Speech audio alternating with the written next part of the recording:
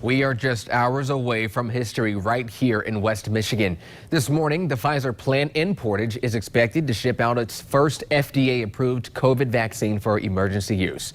News 8's John Dommel joining us live in studio with the details. John, a very historic morning.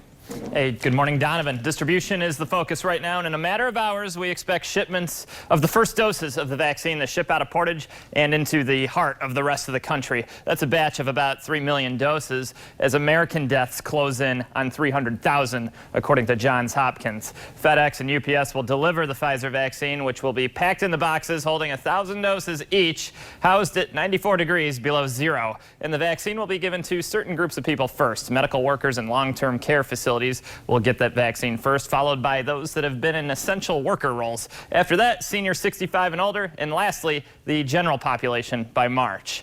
I'll be back in Portage a little bit later on this morning, following up on that first vaccine being shipped out, which could happen anytime this morning. Live in the studio, John Dommel, News 8. All right, John, looking forward to that. Thank you so much. We are now taking a live look at the Gerald R. Ford International Airport, which will serve as a gateway point for the vaccine's distribution. The airport staff saying crews are standing by to transport doses of the vaccine.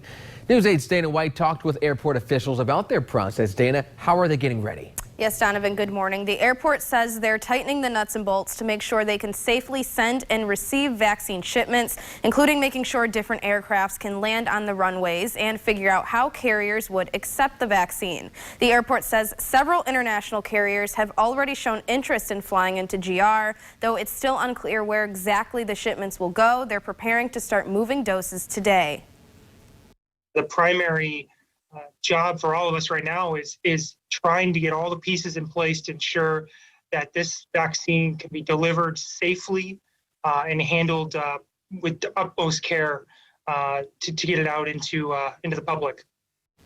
Shipments are expected at the airport sometime this morning, and we will be following the latest developments throughout the day. Live in studio, Dana White, News 8.